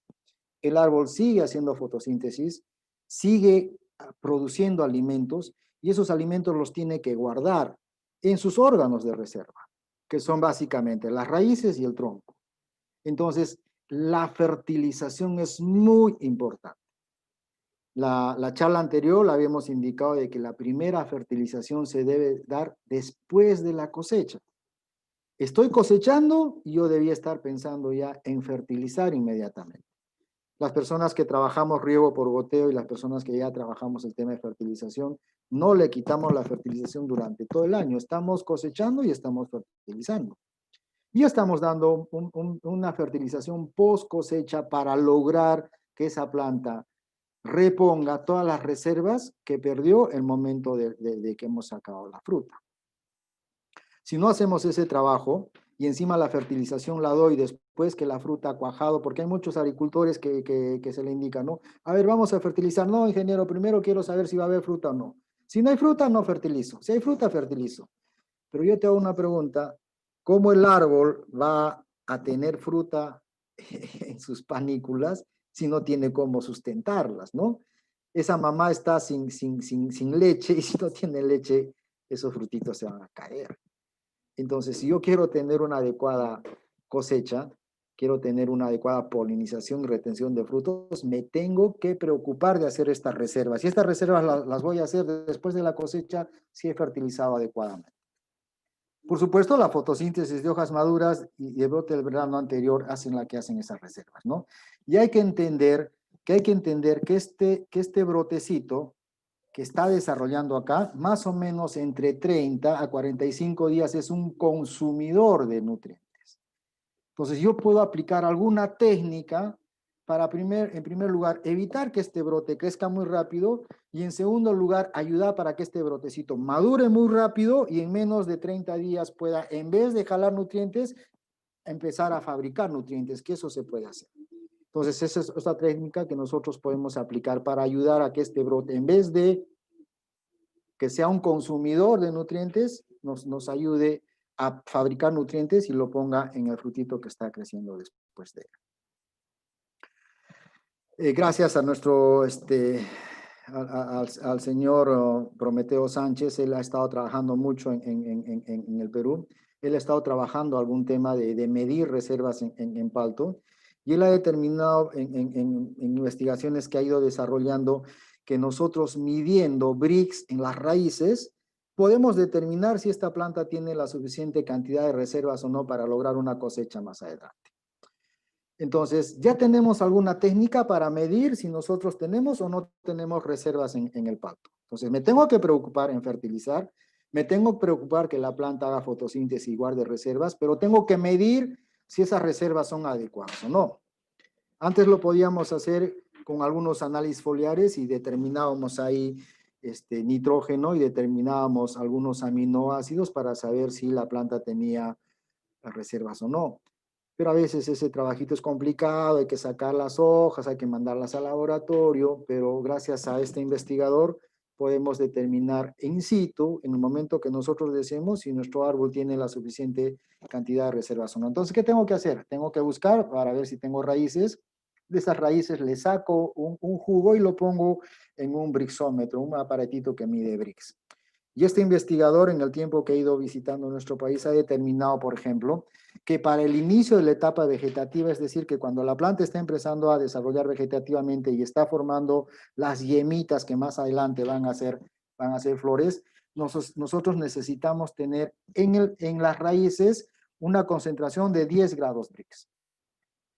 Si yo logro tener esa concentración de 10 grados Brix en las raíces, puedo estar seguro que mi siguiente campaña va a ser adecuada, que voy a tener la suficiente capacidad de lograr un buen cuajado de frutos. Si yo estoy haciendo esta evaluación y veo que los Brix en las raíces están por debajo de 10, me tengo que preocupar. ¿Qué tendría que hacer? Inmediatamente fertilizar, lograr fotosíntesis y lograr algunos traslocadores de azúcares para que los azúcares que están en la hoja se vayan a los órganos de almacenamiento que, como dije en un principio, son las raíces y el tronco, ¿no? ¿En qué otra etapa es importante evaluar el tema de reservas? En el inicio de la floración. Entonces, si yo estoy iniciando floración, tengo que estar evaluando cuántos grados Brix hay en las raíces. Y no debe haber menor de 5 grados Brix. Los grados Brix deben estar mayor de 5. De esa manera yo estaría garantizando la cantidad necesaria de reservas para que estos frutitos en la etapa inicial de crecimiento tengan la suficiente cantidad de alimentos para que crezcan y no se caigan. Para poder alimentar ese brotecito que está creciendo y ese frutito que está empezando a crecer. Y en la etapa de fructificación, en la etapa de crecimiento de fruto, el porcentaje de Brix que yo debería tener, o el contenido de Brix que yo debía tener en las raíces no debía bajar de 3. De esa manera yo estoy garantizando de tener una cantidad adecuada de reservas para lograr una cosecha adecuada. Estos grados Brix están pensando en tener una cosecha pues de 25, 30 toneladas por hectárea. Si yo no tengo estas condiciones adecuadas de Brix en raíces, mi cosecha esperada no va a pasar de 15 toneladas. Si no es menos. Entonces, herramientas tenemos, hay que utilizarlas. ¿Qué estrategias podemos implementar para manipular la competencia de los crecimientos vegetativos y reproductivos a favor de un incremento de rendimientos? ¿No? Lo primero, reservas. Si no tengo reservas, no voy a poder hacer nada. Así le pongamos agua bendita al árbol, no voy a poder hacer nada. Entonces, lo primero que tengo que preocuparme es las reservas. ¿Cómo voy a aumentar reservas? Lo vuelvo a repetir. La época de fertilización es muy importante. Estoy cosechando y estoy pensando en fertilizar porque ese árbol tengo que reponerle todo lo que del árbol he sacado. Entonces, un buen porcentaje de mi fertilización tiene que estar dándose después de la cosecha. La fertilización post cosecha. Otra cosa que tendría que hacer es controlar el crecimiento vegetativo, ¿no es cierto? ¿Cómo lo puedo hacer? Hay muchas personas que en un principio hacían podas tempranas de esos brotecitos, entonces yo podía ir podando esos brotes. El tema es que en zonas grandes, en zonas donde tengo muchas plantas, el gasto en mano de obra es muy alto. Lo segundo que podemos estar haciendo es que hay hongos que están en el medio ambiente y que pueden ingresar por esas raíces, llámese el ácido clorio y otros. Entonces es preferible ya no hacer esta práctica y si la hacemos con mucho cuidado. Se está utilizando mucho el uso de reguladores de crecimiento para lograr que ese brotecito no desarrolle adecuadamente, no crezca muy rápidamente. Lamentablemente, de acuerdo a las últimas restricciones que tenemos para la parte de exportación, nos han restringido el uso de algunos reguladores de crecimiento. Tenemos que estar muy al pendiente de eso. Podemos usar reguladores, pero muy en contacto, haciendo las consultas a la persona que nos va a comprar la palta para ver dónde la va a vender y si podemos usar o no algunos reguladores, pero sí hay formas de hacer. Podrían hacerse algunos estrés, yo no los recomiendo, y en algunas zonas hacen los famosos anillados, ¿no? Que también para nuestras condiciones no lo recomiendo porque nosotros tenemos que entender que tenemos ya en forma endémica el tema de fitóftoras, tenemos en forma endémica el tema de la acidoplodia. Entonces, a nosotros ser anillados, podemos estar en primer lugar abriendo heridas para que estos hongos ingresen, y en segundo lugar podemos estar contagiando árboles sanos de árboles enfermos, ¿no? Entonces hay que tener mucho cuidado con estas prácticas que todavía en algunas partes se realizan, ¿no? ¿Y qué podemos hacer? Entonces, lo que habíamos dicho antes, ¿no? Ese brotecito que está creciendo, que está robándonos alimentos, podemos ayudar, en vez de que nos robe alimentos, empiece a producir, y eso también lo podemos lograr, ¿no? Y de repente algunas personas han trabajado el tema de algunas podas, lo que podría ser, si tengo 1 millón de flores y de eso cuaja el 0,1%, si elimino algún número de inflorescencias, no me va a causar mucho problema, ¿no? Es más, voy a ahorrar nutrientes que la planta invierte en esas flores que más adelante no van a ser productivas. Entonces también se puede hacer alguna poda de inflorescencias. ¿Qué productos puedo utilizar? Habíamos hablado de un regulador de crecimiento. Este regulador de crecimiento puede ser un uniconazol o pacobutrazol. Como vuelvo a explicarles, hay que tener mucho cuidado ya en el uso de estos productos. No están prohibidos, pero están con una restricción muy alta. Entonces, cuando la palta se envía a ciertos mercados, no debe haber residuos de estos ingredientes activos en la palta. Entonces, esto hay que manejarlo muy de la mano con la persona que nos va a comprar la palta, indicarle a qué mercado lo está llevando, y si hay algún tema de poder tener algunos residuos en la palta, ¿no? De no ser así, tendríamos que aplicar alguna otra técnica, pero por ejemplo, se puede utilizar estos productos para evitar de que el brotecito crezca muy rápido. Esto lo que va a hacer es un antigiberélico, lo que va a hacer es evitar que este brote crezca mucho, y al no crecer mucho, no me va a robar muchos alimentos, ¿no? Entonces, la dosis más o menos es de 0,5 litros por 200 litros de agua, pensando, como digo, más o menos de un mojamiento de 1000 litros por hectárea, ¿no? ¿Qué otra cosa podemos hacer? Podemos ayudar a balancear hormonalmente a la planta. Las citoquininas ayudan mucho para regular este desorden hormonal un momentito en la planta. Este brotecito está creciendo mucho, está produciendo mucha hormona, que es la auxina, y nosotros tenemos que balancear ese crecimiento vegetativo aplicando alguna citoquinina, y de esa manera podemos ayudar a que este brote madure rápido, y en vez de ser un producto que esté robando nutrientes, esté llegando a producir. Entonces, las citoquininas pueden ayudarnos a ese efecto. ¿Qué otro efecto puede tener la citoquinina? En este momento que el frutito cuajó, en este momento la fruta está decidiendo cuántas células van a tener. Por lo tanto, eso me va a dar el tema de calibre más adelante. Mientras más células tenga una fruta, mayor tamaño va a poder tener más adelante. ¿Cuándo se define eso? En esta etapa inicial. ¿Y qué hormonas lo deciden eso? Básicamente dos hormonas, auxinas y citoquinas. Entonces, si la planta está en un crecimiento vegetativo adecuado, tiene mucha auxina, y tenemos que poner la contraparte, que es la citoquinina, para lograr una adecuada división celular. Entonces, la citoquinina aplicada en esta etapa tiene dos funciones. Uno, ayudar a una adecuada división celular en fruta para que más adelante tenga un tamaño adecuado. Y la otra función que va a tener en este caso la citoquinina es de ayudarnos a controlar ese brote, ese crecimiento excesivo de brote, a través de regular su balance hormonal y ayudar a que madure mucho más rápido, y en vez de que 45 días nos robe alimento, a partir del 20 día, 25 días esté produciendo alimentos para alimentar este frutito que nosotros necesitamos que se quede en la fruta, ¿no? ¿Cuál sería la recomendación? Nosotros tenemos un producto llamado Fortes, que es una alta concentración de citoquininas, natural, no es sintética. La dosis es de 2 litros por hectárea, más necesariamente una aplicación nuevamente de calcio, ¿no? A la dosis de 5 litros por hectárea. Y eso es lo que nosotros podríamos hacer para lograr una adecuada retención de frutos y no se caiga. Entonces, básicamente, ¿qué tengo que preocuparme? Tengo que preocuparme de que haya una polinización adecuada para que la fruta produzca semilla y se quede en el árbol, y luego tengo que evitar esa competencia entre el brotecito y la fruta, y darle una adecuada división celular a esta fruta para lograr una exitosa cosecha. Había muchas preguntas a base del calcio. He querido yo hacer un refuerzo en el tema del manejo del calcio, que es muy importante en la etapa de floración, ¿no es cierto? Entonces, tiene muchas funciones el calcio en la planta.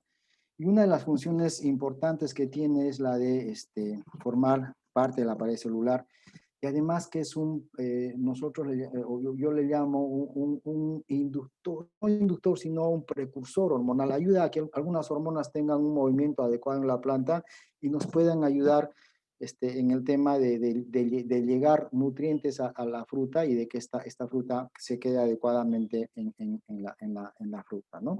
Perdón, en la planta.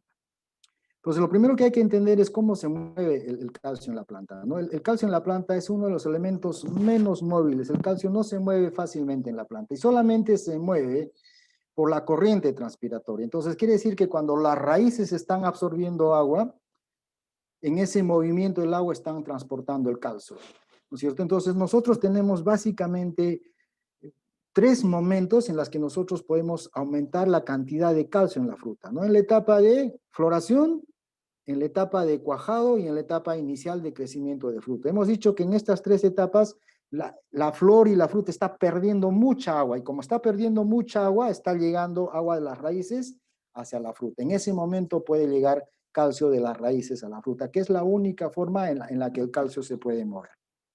¿Y por qué es importante el calcio, no? Porque va a determinar muchas características de calidad de la fruta. Entendamos que cuando nosotros cosechamos Hass, la ponemos en un contenedor y lo mínimo que tiene que viajar esta fruta son 20 días, ¿no? Y en algunos mercados incluso llegan a 40 días. Si no tiene condiciones, cantidades adecuadas de calcio, esta fruta va a sufrir serios problemas en el tema de transporte y calidad en la madurez, ¿no? Entonces les he querido un poquito explicar cómo es que funciona el calcio para ver lo importante que es el calcio para tenerlo en concentraciones adecuadas en fruta. No entendamos que cuando la fruta ya está de un tamaño regular ya no podemos poner calcio vía la forma en que el calcio se mueve naturalmente en la planta, ¿no?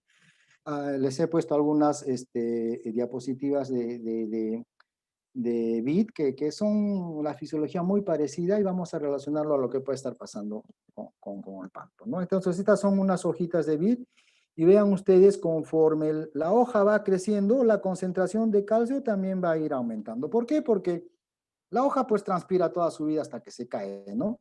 Entonces como la hoja sigue transpirando, sigue almacenando calcio en la hoja. Entonces mientras más grande la hoja, mayor concentración de calcio va a tener, que eso es lo natural. Pero ¿qué pasa con la fruta? La fruta pasa todo al revés, o sea, es lo contrario, ¿no? ¿Y por qué? En un principio hemos dicho que la fruta pierde mucha agua.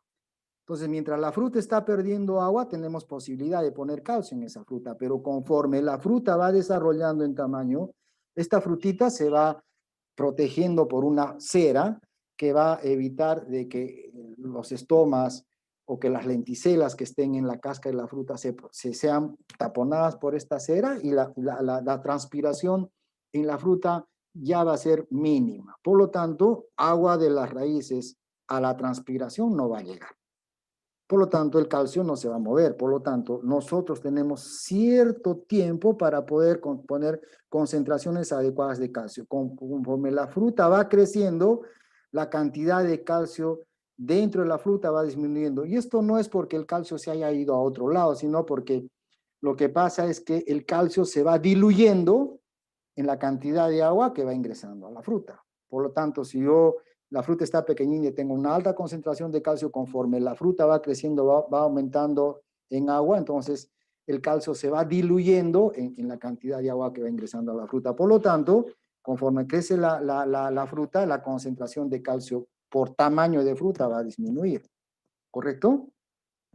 Y esto está explicado por lo siguiente. En la parte de arriba es la transpiración del fruto. Vean ustedes, en una primera etapa hay una muy buena transpiración, por lo tanto está perdiendo agua la fruta por las lenticelas, por los estomas, y por lo tanto está llegando calcio.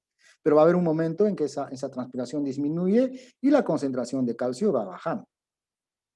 ¿Correcto? Y eso también tiene que ver mucho con el floema y con el cinema, que es cómo se va formando dentro de la fruta, ¿no? Entonces, el flujo floemático sí va funcionando, pero el flujo cinemático, que es por donde se mueve el agua y el calcio, va disminuyendo en la fruta, por lo tanto ya no vamos a poder ingresar calcio por medio del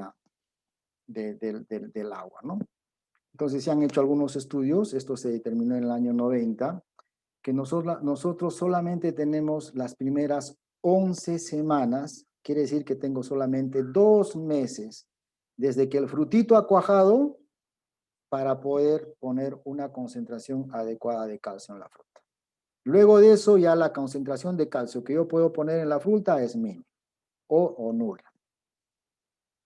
Entonces, la fertilización en base a calcio tiene que darse en las primeras etapas: yema hinchada, floración y cuajado de fruta. Ahí tiene que estar la máxima cantidad de calcio de mi plan de fertilización. Debíamos estar pensando en un 70, un 80% de calcio que tenga que estar concentrado en estas 11 semanas para poder lograr yo la concentración adecuada de calcio que necesito en la fruta.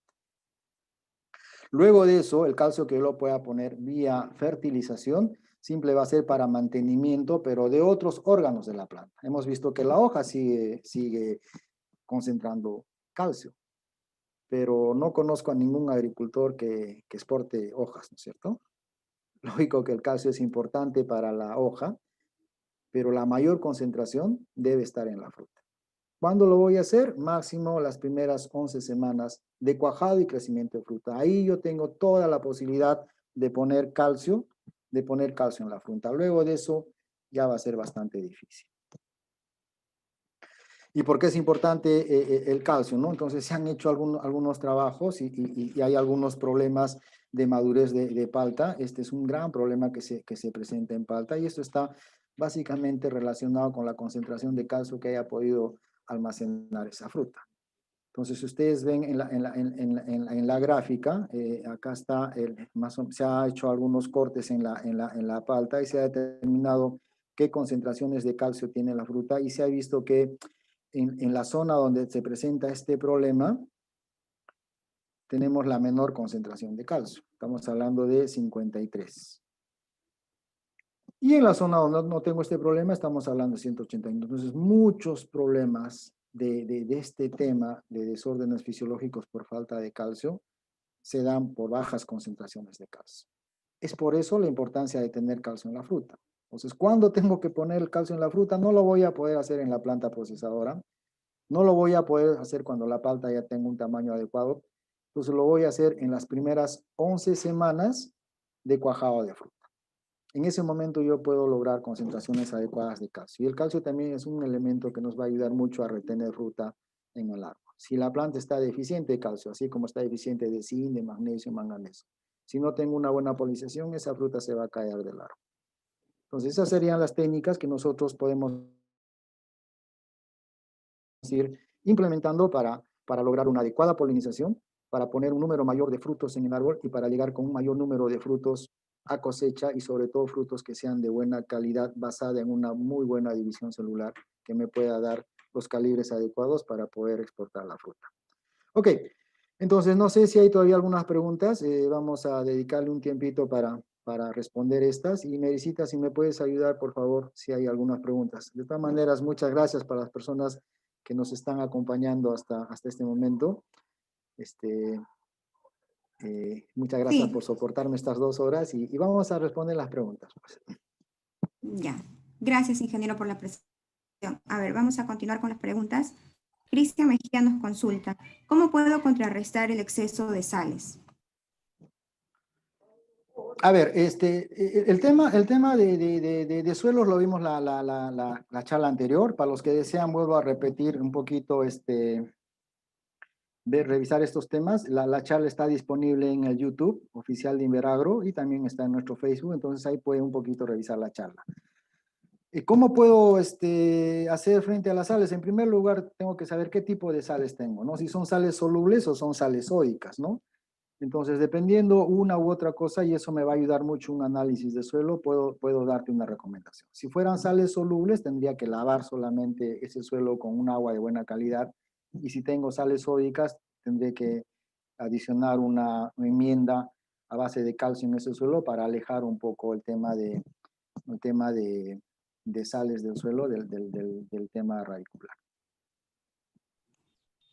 Ok, a ver, Carlos Sáenz nos consulta, ¿cuál es la frecuencia de riego en floración y qué tan importantes son las aplicaciones como el calcio y boro? antes y después de la floración? Bueno, eso ya creo que lo respondimos. Yo indicarte con qué frecuencia vas a regar sería irresponsable de mi parte. Tendría en primer lugar que saber qué tipo de riego tienes, qué tipo de suelo tienes. Tendría un poquito de saber cuánto es lo que transpira la planta en la zona que tú tienes, hacer un pequeño cálculo y indicarte cuánto de agua habría que reponer a esa palta que está transpirando, ¿no? Habíamos dicho que la forma práctica es de tener la capacidad de campo en el suelo y eso también lo había explicado en forma práctica cómo lo puedo determinar. En el transcurso de la charla hemos ido indicando por qué es importante el calcio, por qué es importante el boro, incluso buena parte de la charla la he dedicado para ver la importancia del calcio y en qué momento tenemos que aplicarla para poder lograr condiciones o concentraciones adecuadas de calcio en fruta, ¿no?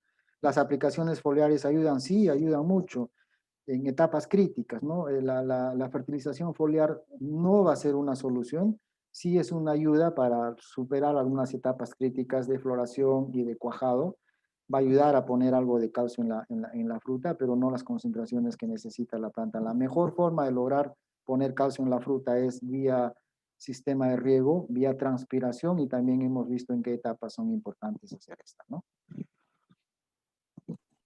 A ver, Junior Toribio nos dice, ¿cuál es la mejor época para sembrar palto? Eso va a depender en dónde lo quieras sembrar, ¿no? Más que la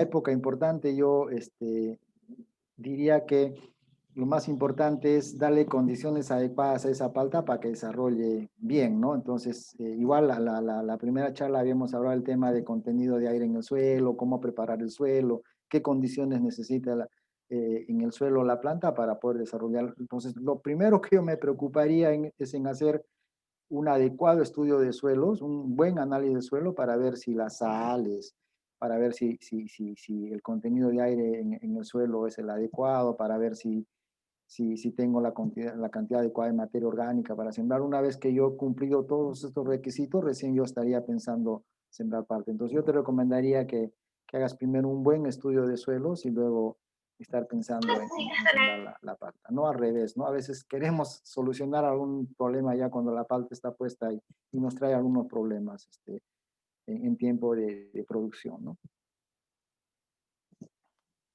A ver, Oscar Guamaní nos consulta, tengo una plantación de año y medio, ¿cuál es la frecuencia de abono para su crecimiento?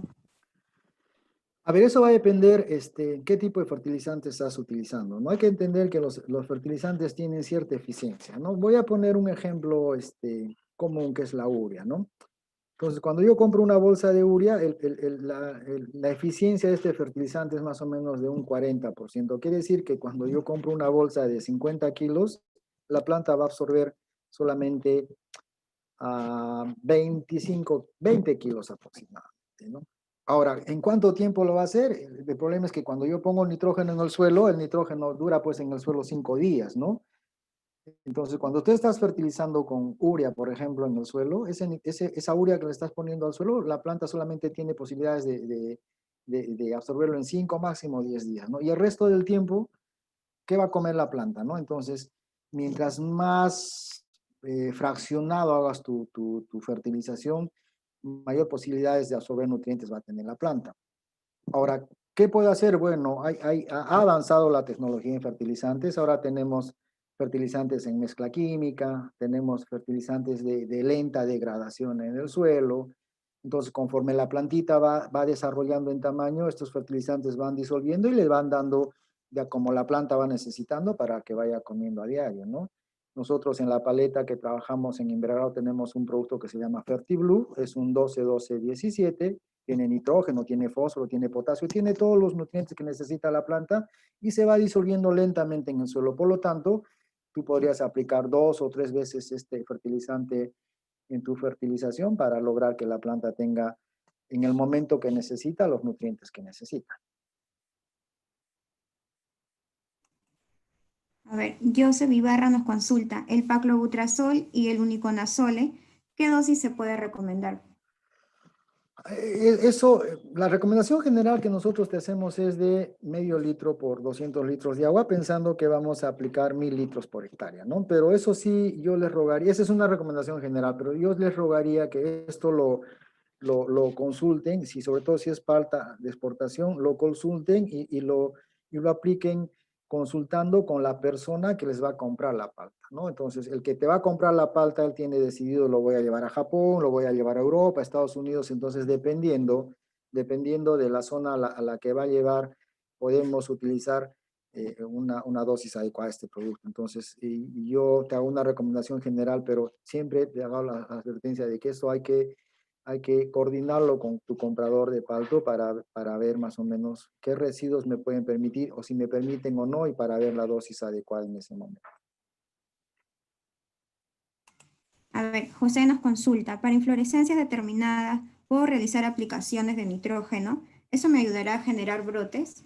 Mira, si una flor es determinada ya, formar brote en esa flor ya es bastante complicado, ¿no? Entonces, si yo tengo un árbol que tiene mucha flor determinada, me tengo en primer lugar que preguntarme qué es lo que está pasando en ese árbol, por qué está estresado, ¿no? Entonces tendré que revisar si tengo exceso de sales, no estoy manejando bien mi riego, de repente la planta tiene algún problema de algún hongo vascular, y corregir sobre una flor determinada, sacar un fruto es prácticamente imposible. Entonces, lo que tengo que corregir es algún estrés que está produciendo en esa planta el excesivo crecimiento de flores indeterminadas, ¿no? Con algunas podas vas a poder corregir con un adecuado y manejo equilibrado los fertilizantes, no solamente poniendo nitrógeno vas a corregir ese problema, pero para la siguiente campaña.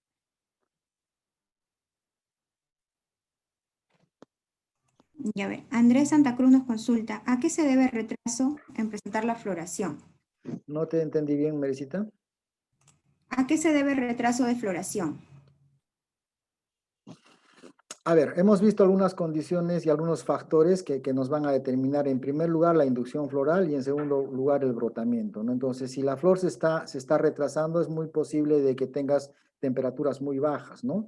Temperaturas por 17, 16 grados centígrados va a hacer que la planta entre en un reposo invernal, le podemos de cierta forma llamar, y eso va a hacer que tu floración se pueda retrasar, ¿no?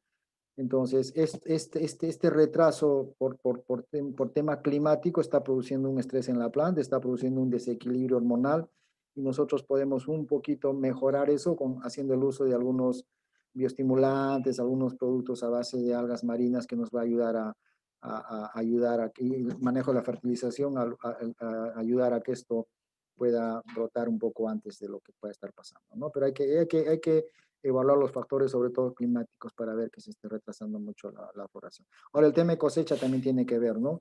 Si yo he cosechado muy tarde, lógicamente que mi siguiente brotamiento también va a venir relativamente tarde. A ver, Mauro nos consulta, ¿qué beneficios y en qué momento puedo hacer las aplicaciones de guano de isla? Todo lo que sea materia orgánica va a mejorar el tema del suelo, ¿no? Nosotros habíamos dicho que el suelo necesita tener condiciones adecuadas para que las raíces desarrollen. Entonces, el suelo nos va a dar nutrientes, nos va a dar porosidad en el suelo, nos va a ayudar a que se mantenga humedad. Entonces, toda la aplicación de materia orgánica que se pueda poner al suelo es muy importante. ¿Cuándo lo voy a hacer? Bueno, hazlo en un proceso donde, en un momento en que la planta no esté estresada. No hay que entender que cuando la planta está floreando, está produciendo etileno, ¿no? Está estresada la planta y encima si le vas a poner guano y vas a remover raíces, vas a tener algún problema, ¿no? Entonces lo recomendable sería hacer en el periodo de descanso, ¿no? Tenemos un periodo de cosecha a inicio de brotamiento y floración. En esa etapa podrías buscar en un momento para poder el guano, la materia orgánica en el suelo para que la planta no sufra un estrés adicional. Esas son todas las preguntas. Ok, bueno, veo algunas preguntas que acaban de llegar acá. ¿Cuál es el pH adecuado para el cultivo del palto? Bueno, más que el pH adecuado para el cultivo del palto, es el pH adecuado para que el suelo pueda hacer disponible muchos nutrientes. Eso igual lo habíamos revisado en la charla anterior. Te pido que puedas revisar el video, pero un pH adecuado para la mayoría de cultivos está entre 6.5 a 7. que es donde todos los nutrientes están disponibles para la planta. No hay que entender que lo que está en el suelo son las raíces, y las raíces necesitan agua y necesitan nutrientes, ¿no? Y las raíces van a absorber los nutrientes que están disponibles en el suelo. Si nosotros tenemos pHs muy alcalinos, pH 8, pH 7,5, muchos de los nutrientes no van a estar disponibles para la planta. Entonces, más que un pH adecuado para el palto, es un pH para que el suelo haga disponible los nutrientes, y ese pH adecuado está más o menos entre 6,5 a 7. ¿Con qué productos contraría el ácido ploya? Bueno, eso sí te pediría, por favor, que nos hagan las consultas por interno. Ahí te podemos apoyar con algunos productos, pero básicamente lo que se utiliza son algunos fosfitos, algunos fosfonatos, ayudan mucho los sulfatos de cobre pentihidratados y algunos ingredientes activos que se pueden utilizar, pero vuelvo a repetir, siempre pensando a dónde se va a exportar la palta, porque dependiendo del mercado destino, algunos ingredientes activos están autorizados y algunos no, y algunos nos permiten mayor cantidad de residuos y unos menos, ¿no? Entonces eso hay que coordinarlo personalmente. Si mi palta está con una floración determinada, lo puedo realizar algunos cortes para así poder emitir buenos brotes, y algunas podas te van a ayudar, pero esos brotes van a ser para la siguiente campaña, ¿no? Si yo veo que mi palta está con mucha flor determinada y no tengo renuevo para mi siguiente campaña, tengo que decidir hacer algunas podas en el árbol para lograr brotes, ¿no? Hay que entender que cuando uno brota palta, inmediatamente la palta, la respuesta es brotamientos, y eso es lo que habría que buscar si tengo mucha flor determinada, pero eso va a ser para tu siguiente campaña, no para esta, ¿no? Estoy usando productos convencionales y cambios a productos orgánicos. Voy a ver, son mercados y mercados, ¿no? Son precios y precios también, ¿no? Entonces, el mercado orgánico está poniéndose muy interesante porque tiene precios relativamente estables. O sea, la palta orgánica cada año te garantiza un precio relativamente estable. Pero lo que no sucede con la palta convencional, ¿no? Va a depender del mercado, va a depender de cuánta producción tengo para que fluctúen los precios en el mercado. Entonces, hacer orgánico es una alternativa muy interesante. Hay que manejar el balance nutricional y el balance igual hormonal de planta. Hay muchos más productos ahora que nos permiten hacer eso, y va a depender mucho del manejo que hagas para lograr una adecuada cosecha. Ok, entonces cualquier otra consulta que no se haya respondido, revisaremos el chat y les haremos llegar personalmente las preguntas. Y cualquier duda que haya quedado, cualquier consulta que quieran hacer, no tienen ustedes nuestras páginas sociales. Está el Facebook, están los WhatsApp grupales que hemos realizado. Igual tienen número de la tienda, tienen el número de los representantes zonales, de los sectoristas que van visitando, y en todo caso también tienen mi número de teléfono y mi WhatsApp para poder hacer cualquier consulta. Nuevamente les agradezco por el tiempo que nos han dedicado. Y muchas gracias por su asistencia, y espero que los conocimientos que hemos compartido el día de hoy sean de provecho para ustedes. Gracias, Mary, y gracias a todos por habernos. Gracias, ingeniero Gabriel, por la presentación. Y bueno, a todos los invitamos a visitar nuestras páginas de Facebook, de LinkedIn y nuestra página también de Instagram. Y todas las conferencias que hemos realizado lo podremos encontrar colgados en la plataforma de YouTube. Así que muchísimas gracias, y a todas las personas que se llegaron a inscribir, se estarán enviando los certificados a cada uno de sus correos. Gracias y buenas tardes. Muchas gracias.